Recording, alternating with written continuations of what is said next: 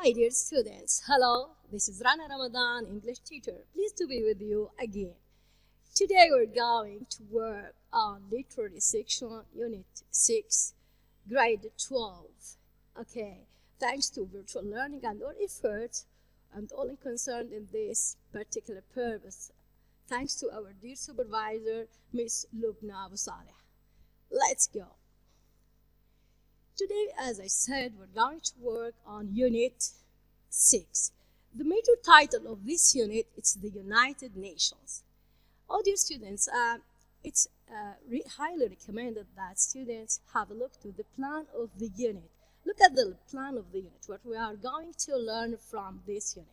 For listening, we're going to listen and have good and general understanding. Speaking, you're going to give opinions about some important things or issues. Reading, we're going to read about the history of United Nations.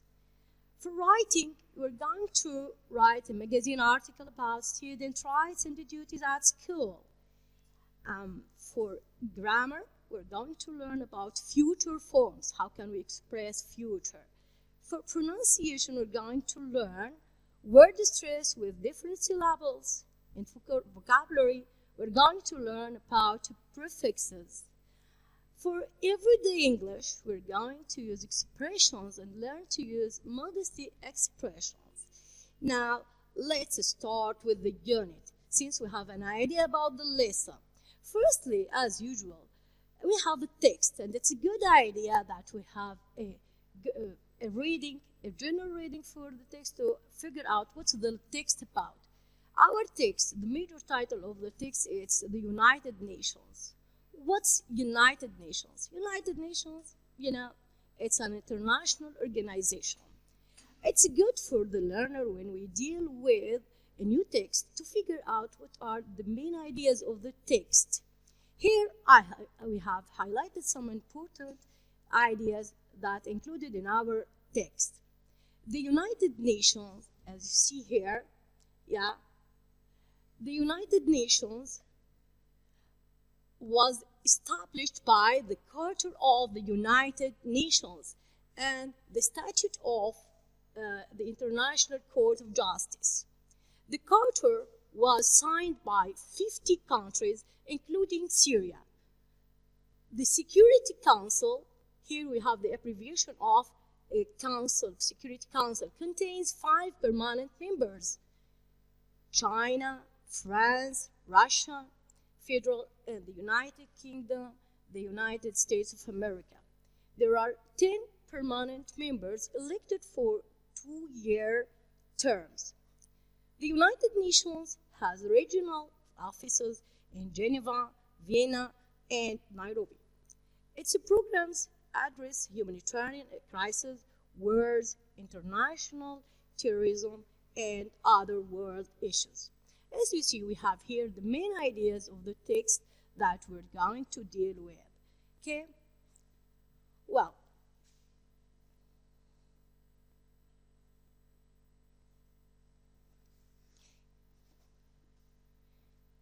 now, when we deal with the new text, for sure there are some certain new words, the new vocabularies.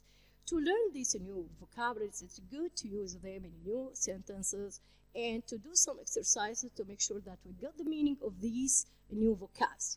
Here we have a text. Let's now test our understanding to the meanings of these new words. Here a list of some words, like the Charter. What's the Charter? Do you remember what's the Charter in the text? Ratification, permanent, register, affiliated, devastation. Now, I think I gave you some time to match the words with their definitions. Now, what's the meaning of the word Charter? Let's see. Well, it's a statement of the principles and purposes of an organization. Ratification. What do you think the meaning? Well, it's D, making something valid by confirming it. Permanent. It's an adjective, by the way. Continuing to exist for a long time. Pretty sure a system that existed before another one. Affiliated with F, good, being joined in close association. Devastation, yeah, with E, the state of being decayed or destroyed. Well, let's see what we have here in our lesson. Well, the coming part of our unit is prefixes. What's the word prefix? Simply speaking, the word prefix is a letter or a group of letters added to the beginning of a word.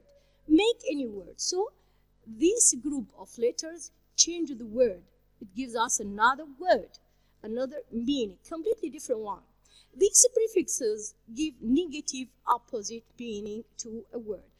In this lesson, we focus on the prefixes that give a negative and or opposite meaning to the word. Usually these prefixes that change into negative sense of the word, usually they are d, dis, in, il, im, ir, non, on, miss, anti. Now I have a list of words that we will add some prefixes to know the different meaning and the negative one of these words. You see here, we have the word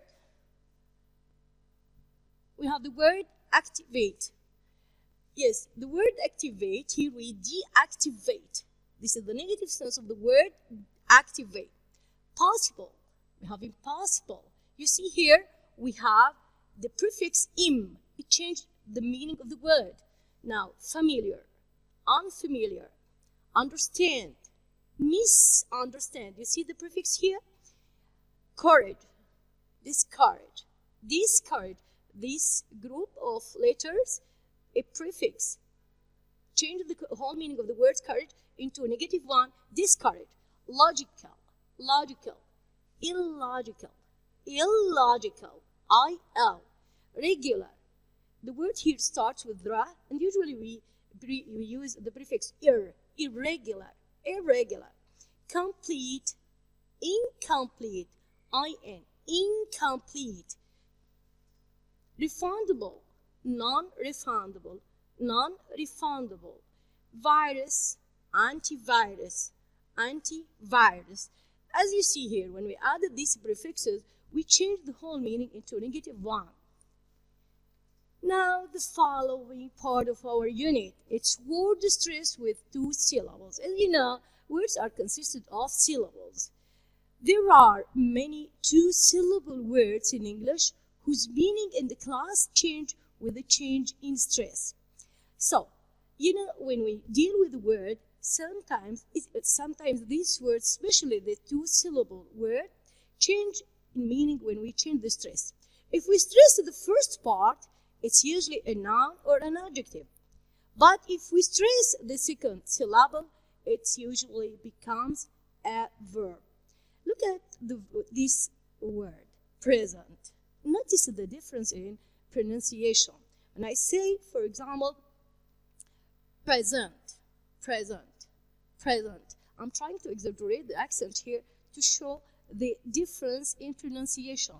Present, present, noun and or adjective. But the word present, present, it's verb. For example, when I say Ali is present, it means that he's not absent. It's an adjective to Ali. He's present. Okay. Now, the word present your evidence if you're right. Okay, here in this sentence, I'm using the word present as a verb. So the way of pronunciation change the meaning of the word and the part of speech. To summarize here, as you see here, we usually stress the first syllable with noun or an adjective. Example, present, noun or adjective. We usually stress the second syllable if the word is verb. Example, present, present. Okay. Now, for sure, as usual, when we use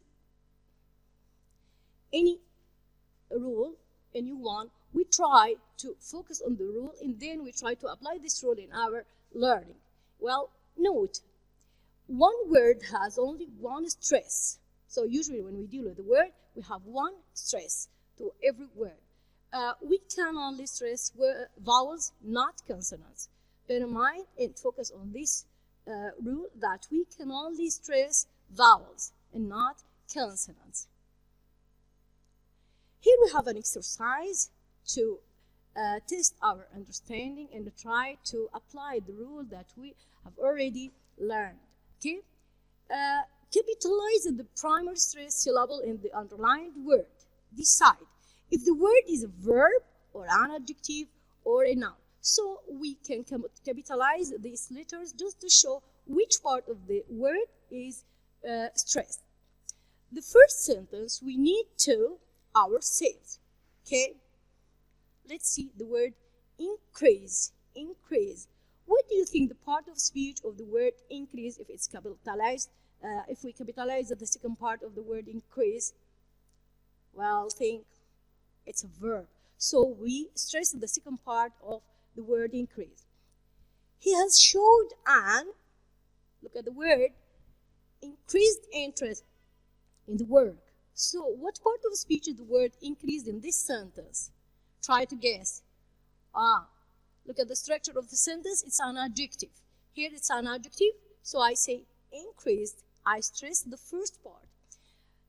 Third sentence. They import their goods from the UK.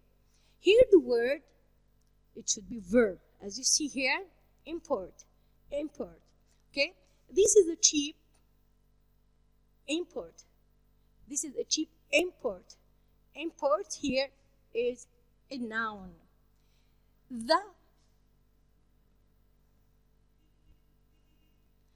The present city was founded in 1944. Okay? Yeah, an adjective. He's going to present. He's going to present his friend Maher. In this sentence, we have a verb here, the word present. This is one of reflects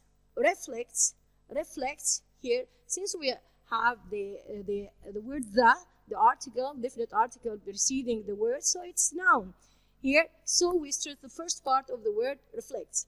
He rejected. I stress the second part of the word reject. Rejected. It's a verb, as you see. So to summarize, we usually stress the second part if it's a verb and the first part if the word is adjective or noun. I'm talking for sure about the two-syllable words. Okay. Now we come to the grammar section in our unit. Today we're going to talk about future forms and to learn how can we express future. Actually, we have different forms of future. It depends on the speaker, how he intends or she intends to express future. It depends on the point of view and the expression itself. Now, we have a list here of 6 forms of futures. Okay, each one has a specific difference comparing with others. The first one, will plus verb. As you see here, will plus base form of verb, will plus base form of verb, go, come, sleep, without any adding, for prediction or immediate decision. So we use this form of future to express prediction. Prediction, something that we're not quite sure about it. Prediction. Look at the example here. One day, people will travel to Mars. We're not quite sure about this prediction, just we predict that people may or will travel to Mars. Or immediate decision. Immediate decision, it doesn't mean a strategic decision in your life. It's just a response to a special case. For example, anything to drink? I will just have a glass of water, please. Okay, this is a response to this question. Anything to live? Anything to drink? For example, you can say, it's raining. Oh, it's raining. We have a special case here. Something sudden happened to you that you shocked. It's raining. You say, oh, I will take my umbrella. So this is immediate decision. I say, take my umbrella. Be, we mean by the word be, for sure, verb to be, am is are, it depends on the sentence we're dealing with. Be going to plus verb ing.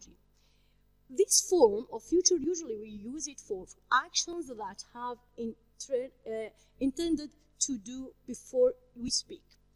I'm going to clean my room this afternoon. I'm going to clean this afternoon. This means that I have a plan to clean my room this afternoon. So it's fixed one, I'm sure about it. The third form, it's a present symbol to talk about timetables or schedules. For example, the train leaves in 20 minutes. The train leaves in 20 minutes. Here I'm referring to timetables or schedules. So timings, usually we use symbol present to talk about them in the future. The fourth one, it's present continuous. We use this form to things we have arranged in the past to do in the future. For example, a bank called Stephen to start work next week. So he planned to. He is starting a new job next week. The fifth one is the future continuous form. This form we use will plus be plus verb ing. And this form we use it to refer to predict or to predict events continuing over a period of time in the future. For example, when I say senior students will be taking their final exams in June. So this event, I mean the taking exams, will be prolonged action on a period of time in the future. They are not taking their exams now, but in June they will be submitting their exams or taking their exams, okay? But future perfect, we use will plus have plus past participle to talk about a future event that will finish before a specific time in the future. For example, yes, by the end of June, students will have finished their final exam. So they are not submitting their exam now, but in the future, as you see, they will finish before a specific time in the future. Okay? Now, this list, it's the forms of future, and we have now known the differences in meaning to express future with different meanings. Now, grammar. Now we have exercise to test our rule that we have already talked about, the future forms. What do these people say? Pay special attention to the underlined words. Now we're going to choose which future form that suits each sentence. It depends on the sentence and the rule that we have already studied. Look at the example. Tom is predicting to win for Manchester United in their next game. So the word predicting, the underlined one, it refers to something that it's not quite sure about, okay? Tom, he's supposed to say Manchester United will win their next game. So in this case, Tom is just predicting that Manchester United will win. Look at the sentence number 1. David intends. Here we have the underlined word, it's intends to get up early tomorrow. To get up early tomorrow. Yes, dear students, think about this sentence. What's the proper future form that we can use here? Okay. David's supposed to say, I'm going to get up early tomorrow. Okay? Number 2. Look at this sentence again and read. Emily's plane timetable says arrival 9:30. Look at the word that's underlined here. It's timetable. It refers to the rule of timetables and schedule. Do you remember? Which kind of future form do we use here? Well, the plane arrives at 9:30. John has arranged to hold a meeting tomorrow. Look at the word here, arranged. the underlined one, it refers to something that planned before. Yeah. What do you think John should say? Yeah, John, I'm going to hold a meeting. Okay? Susan will have a big party in the very near future. So we have here some plan in the future. Susan say, I'm going to have a big party. Sammy decides to use the new laptop for the next 2 years. Look at the word decides, the underlined one. So we have here a decision. So I'm going to use the new laptop. It's a plan. Here we have fixed future. Okay, let's see. Now we come to the part of our unit, Everyday English, that helps us to learn how to speak and how to express certain expressions. How can we express modesty? Modesty. Here we have a text that we're going to rearrange it to make one text, a coherent one. Now, put the following sentences in the correct word to make a meaningful dialogue. I have never seen such an attractive and talented class of children. I think you, as their teacher, deserve the highest praise. This is the first one. Oh no, they are a splendid group of young people. I don't deserve any of credit. Okay, now we will read all the sentences and then we will guess what's the correct order to make a coherent dialogue. Oh, come on, I can't have beans easy. And I don't agree that anyone could have done it. That had really nothing to do with me. They suggested it in the first place. Perhaps they did, but you gave them the idea in the first place, didn't you? And that project for helping old people is the finest thing I have seen for years. I had very little to do with it. The children contributed lots of ideas themselves. I'm sorry, I just can't believe it. I had nothing to do with you. And even if they had the original idea, I'm sure you guided them in how to organize it. You're very kind, but it wasn't difficult at all. Anyone could have done it. I'm sure they are splendid, but I don't agree that you don't deserve any credit. I know for sure that you planned the lovely decorations in their classroom. Now we have this disordered dialogue and your task to just to reorder them in a correct way. Let's see the first one here. Yeah.